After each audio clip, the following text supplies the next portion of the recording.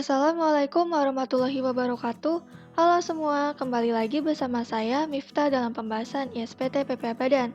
Dalam video kali ini, saya akan membahas mengenai lampiran 4, yaitu lampiran yang berisikan penghasilan final dan bukan objek pajak. Lalu, saya juga akan membahas mengenai kompensasi kerugian, kredit pajak luar negeri, serta melengkapi SPT PPA Badan.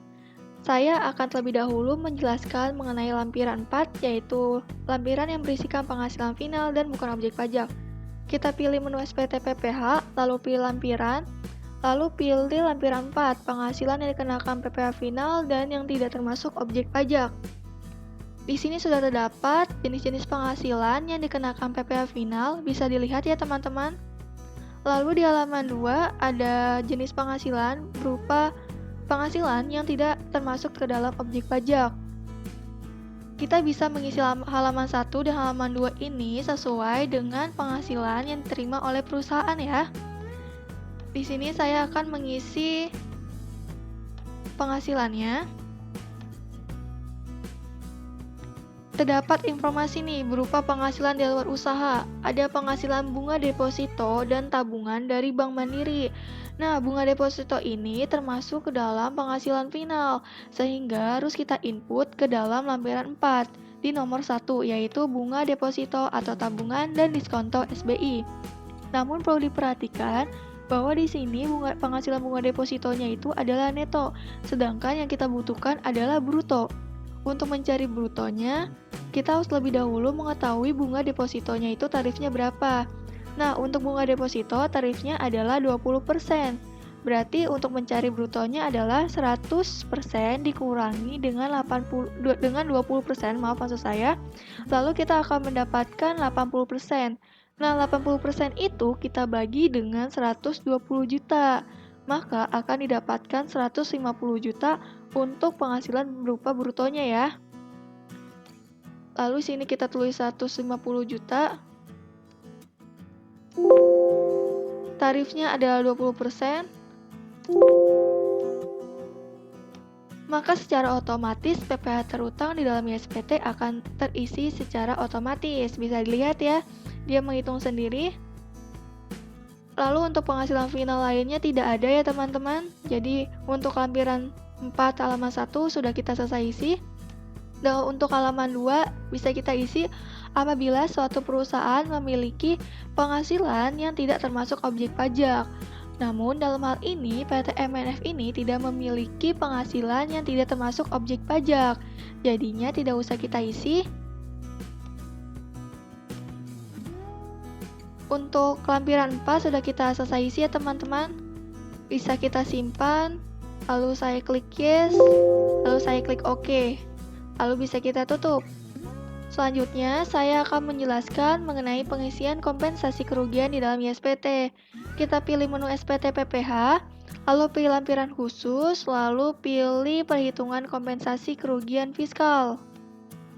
Di sini kita bisa masukkan data-data sesuai dengan data yang dimiliki oleh PT MNF-nya ya. Sini bisa kita lihat berapa jumlah kompensasi kerugiannya.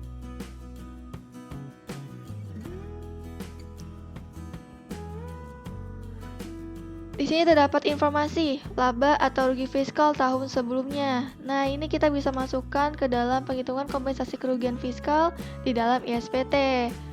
Untuk mengubahnya, kita pilih ubah rugi atau laba ya.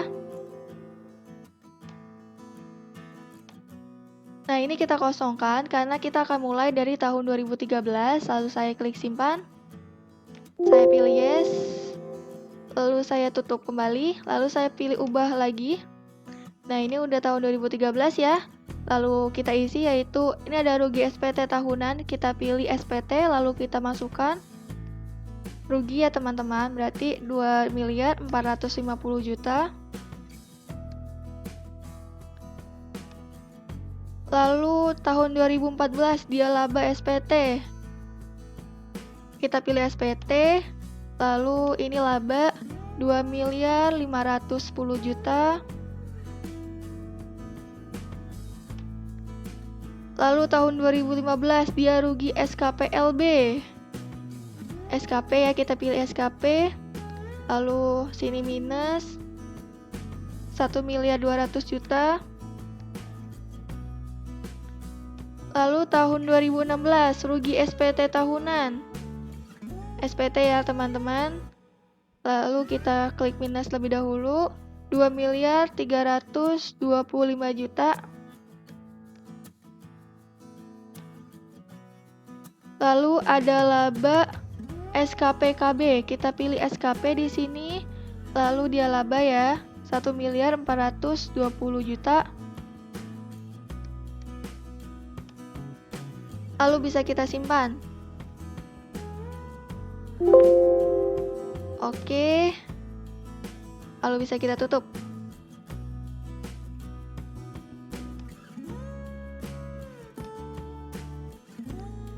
Bisa dilihat teman-teman, untuk kompensasi kerugian yang dapat kita gunakan di tahun 2018 berjumlah 2.105.000.000 ya teman-teman. Ini bisa kita simpan.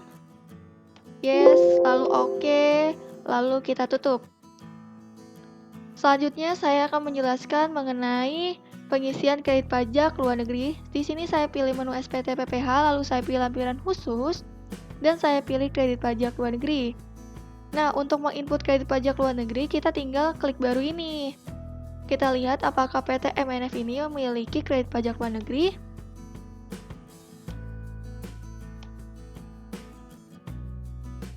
Di sini terdapat informasi nih teman-teman bahwa PT MNF ini memiliki penghasilan dividen dari Thailand. Nah, ini bisa kita jadikan sebagai kredit pajak luar negeri. Kita klik baru untuk menambahkan. Lalu untuk nama pemotongnya kita input lebih dahulu dengan mengklik titik ini. Lalu kita isi ya teman-teman dengan data dari perusahaannya. Kita pilih baru, lalu nama pemotongnya kita masukkan yaitu XBC Intercorp. Alamat pemotongnya juga kita masukkan SXC Street 3 Bangkok.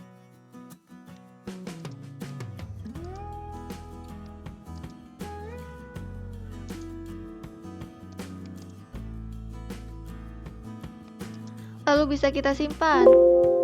Kita klik yes. Lalu kita pilih di sini XBC Intercorp-nya. Jenis penghasilannya bisa dilihat ini berupa penghasilan dividen. Lalu mata uangnya baht ya.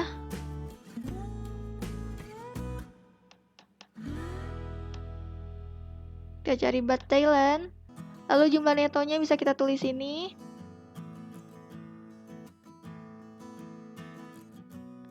Lalu tanggal terutangnya, dia tanggal 22 Mei tahun 2018, tanggal pembayarannya ya.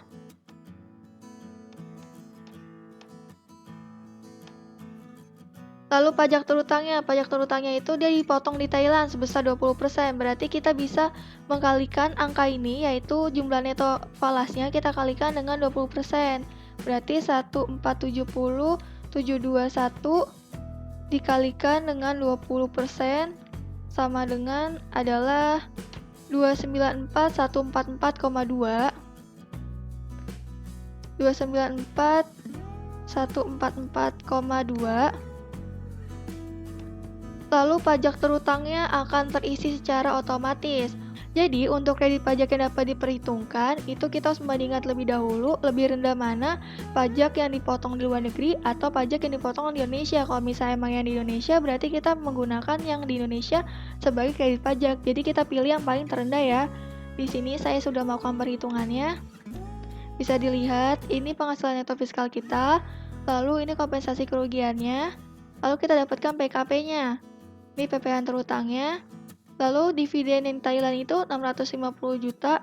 Untuk penghitungan PPh pasal 24-nya dia senilai 162.500.000, sedangkan dividen yang dipotong di Thailand itu sebesar 129.999.971 rupiah.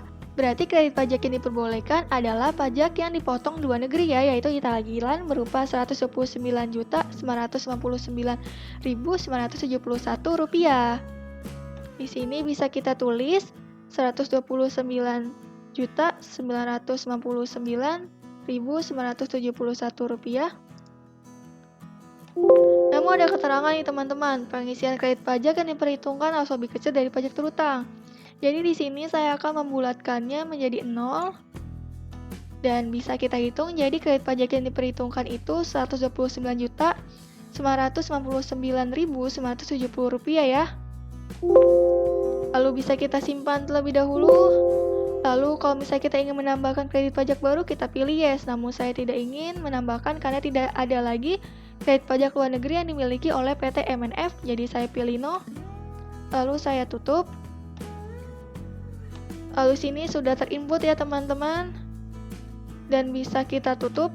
Selanjutnya saya akan membahas mengenai pengisian SPT PPh Badan. Di sini saya pilih menu SPT PPh, lalu saya pilih SPT PPh Wajib Pajak Badan.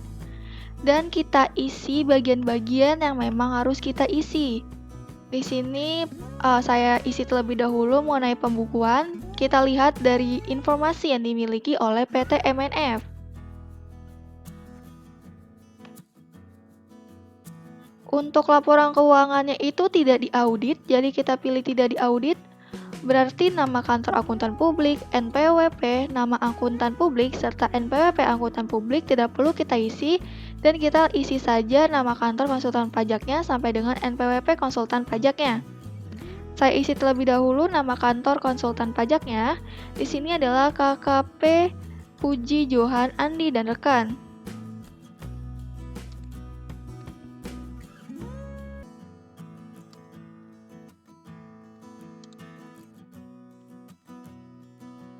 Lalu NPWP-nya juga kita masukin.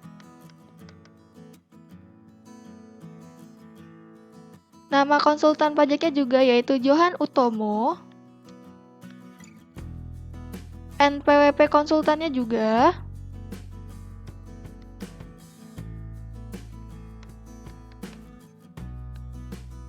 Sudah, kita masuk ke bagian A sampai dengan C.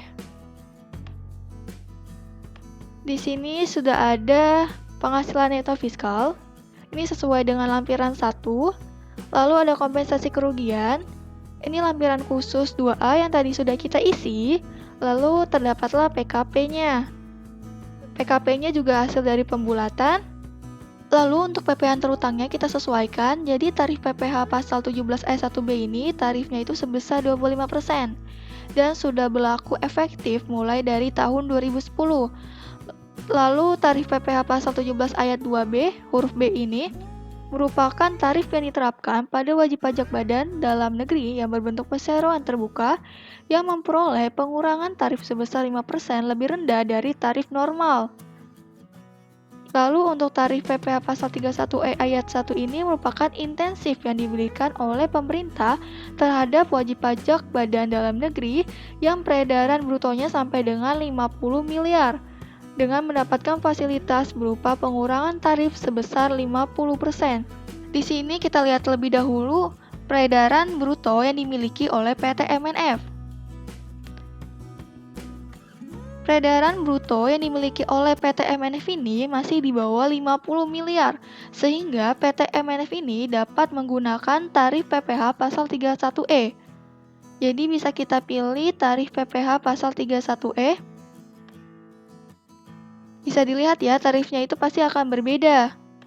Untuk perhitungannya akan saya beritahu, yaitu seperti ini.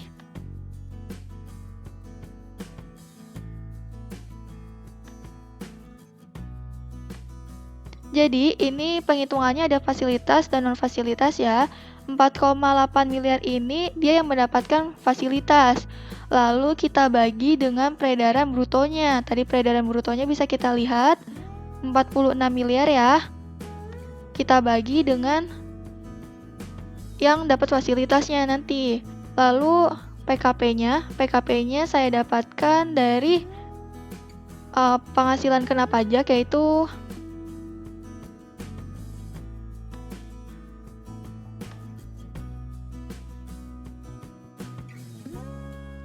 di sini ada fasilitas dan non fasilitas ya. Jadi kalau yang fasilitas ini 4,8 miliar yang mendapatkan fasilitas. Sisanya berarti dia tidak mendapatkan fasilitas. Di sini kita bagikan saja yaitu penghasilan yang kena fasilitas, lalu kita bagikan dengan peredaran bruto, lalu kita kalikan dengan PKP. dapatkan pajak terhutang yang mendapatkan fasilitas. Lalu yang non-fasilitas juga sama, hanya yang non-fasilitas kita kalikan dengan 50%, sehingga total dari pajak yang terhutang itu adalah 1.485.308.097 rupiah. Sama ya? Namun perlu diperhatikan kembali bahwa ada peraturan baru yaitu SE 02 tahun 2015. Bisa dilihat nih SE 02 tahun 2015. Jadi untuk penghitungan pajak penghasilan yang terhutang, ini dia dibagi dengan 30 miliar. Di sini kita lihat 30 miliar itu dapatnya dari mana? Di sini bisa kita lihat bahwa 30 miliar ini didapatkan dari penghasilan finalnya. Penghasilan tidak final dan bukan objek pajak. Jadi ini dikenakan atas keseluruhan dari penghasilannya. Dalam kasus PT MNF, dia memiliki other income. Jadi kita juga harus menambahkan dari penghasilan tersebut. Sini saya juga sudah melakukan penghitungan ya terhadap SE 02 tahun 2015. 48 miliar ini saya dapatkan dari jumlah brutonya. Lalu saya tambahkan dengan other income. Lalu saya dapat angka 48.637.989.000. Lalu saya kalikan dengan PKP. Dan di sini pajak terhutangnya yang dapat fasilitas lalu dibagi dengan seluruh penghasilannya, lalu dikalikan dengan PKP, dikalikan dengan tarif 25%, lalu dikalikan dengan pengurangan 50%. Lalu saya dapat pajak terhutang untuk yang mendapatkan fasilitas. Yang untuk non-fasilitas juga sama, namun dia tidak dapat 50% ya. Lalu totalnya adalah 1.488.656.244. Jadi kita jangan serta-merta percaya dengan SPT, karena SPT itu belum bisa mengadopsi peraturan baru. Oleh sebab itu, di tarif PPh pasal 31E, ini tuh warnanya warna putih. Kalau misalnya warna putih ini masih kita bisa edit. Jadi ini saya edit, jadi penghitungan menurut SE 02 tahun 2015.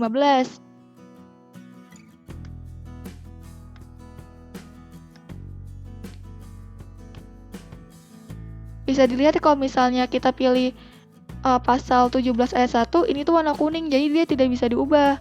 Begitu juga dengan 17 ayat 2B, itu juga nggak bisa diubah. Tapi kalau misalnya kita pakai yang tarif PPh pasal 31E, ini bisa diubah.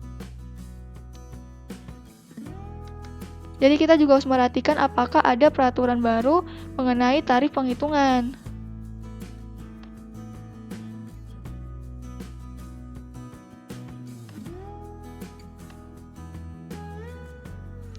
Lalu kita dapatkan PPh yang harus dibayar. Kita masuk ke bagian C dan D. Di sini kita masukkan PPh yang dibayar sendiri, yaitu PPh pasal 25.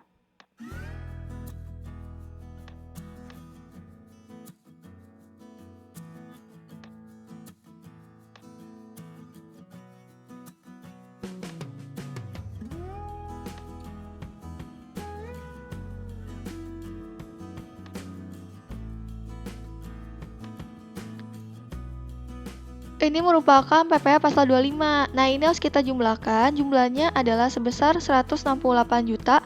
Kita letakkan di PPh pasal 25 bulanan. 168 juta. Lalu untuk yang STP hanya pokok pajaknya saja. Jadi ini mereka mengalami keterlambatan dalam pembayaran PPh pasal 25 dan mendapatkan sanksi. Namun yang kita tulis hanyalah pokok pajak PPh pasal 25-nya aja, yaitu sebesar 36 juta.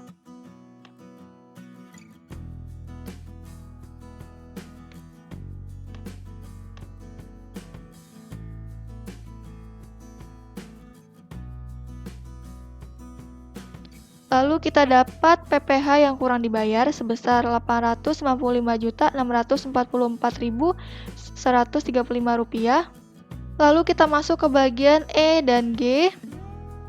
Di sini mengisi angsuran untuk perhitungan PPh pasal 25 Jadi, untuk penghitungan angsuran PP pasal 25, kita harus mengeluarkan penghasilan yang tidak teratur. Karena untuk menghitung angsuran PP 25, penghasilan yang digunakan adalah penghasilan yang teratur saja. Sini kita lihat penghitungan yang sudah saya buat.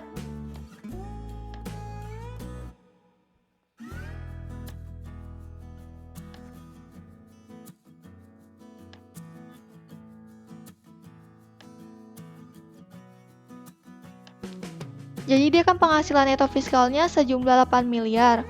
Lalu ada penghasilan tidak teratur nih. Penghasilan tidak teraturnya saya dapatkan dari sini teman-teman. Bunga deposito, dividen, lalu laba selisih kurs. Karena belum tentu kan mereka tahun depan mendapatkan ini lagi. Makanya itu termasuk ke dalam penghasilan tidak teratur. Lalu saya kurangkan. Dan saya dapat penghasilan neto teraturnya sejumlah 6.348.702.645 rupiah. Lalu ini kompensasi kerugiannya 0 ya teman-teman. Lalu dapatlah PKP-nya yaitu 6.348.702.000. Ini PKP-nya juga sudah saya bulatkan. Lalu kita tulis ini penghasilan yang menjadi dasar penghitungan angsurannya yaitu 6.348.702.064 rupiah.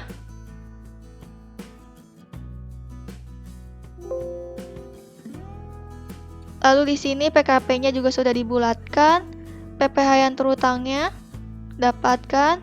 Lalu kita masukkan kredit pajaknya. Kita masukkan kredit pajak PPh pasal 22, 23 serta 24. Di sini kita tambahkan saja.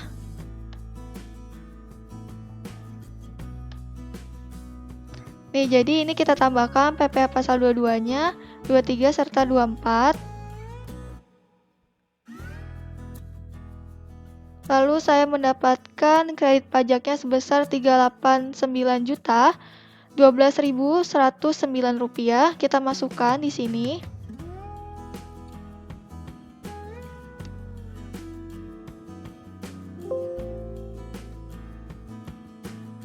Lalu untuk PPh pasal 25-nya kita dapatkan ya 93.037.666 rupiah.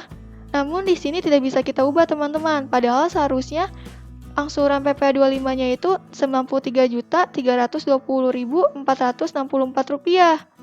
Karena kita menggunakan SE02 tahun 2015. Itu kan aturan terbaru. Sedangkan di sini tidak bisa diubah. Saya juga tidak tahu kenapa. Semoga sistem ini juga bisa cepat diperbaiki agar penggunaan ISPT-nya bisa lebih maksimal.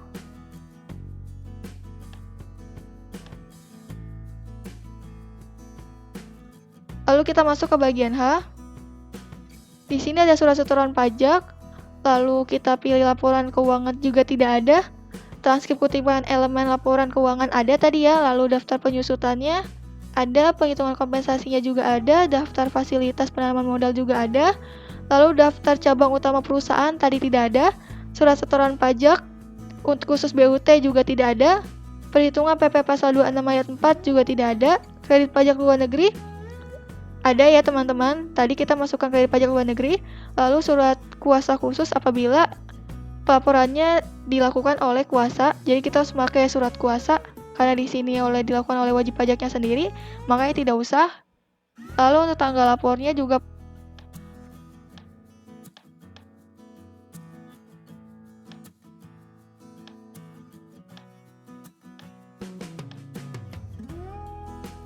karena ini SPT tahun 2018, jadi dia paling lambat itu bulan 30. Jadi dia paling lambat itu 30 April tahun 2019. Lalu bisa kita simpan. Lalu oke. Sekian video yang dapat saya sampaikan, semoga apa yang saya jelaskan dapat dipahami dan dapat bermanfaat untuk kita semua. Maaf apabila masih terdapat kesalahan. Terima kasih sudah menonton, jangan lupa untuk menonton video selanjutnya. Wassalamualaikum warahmatullahi wabarakatuh.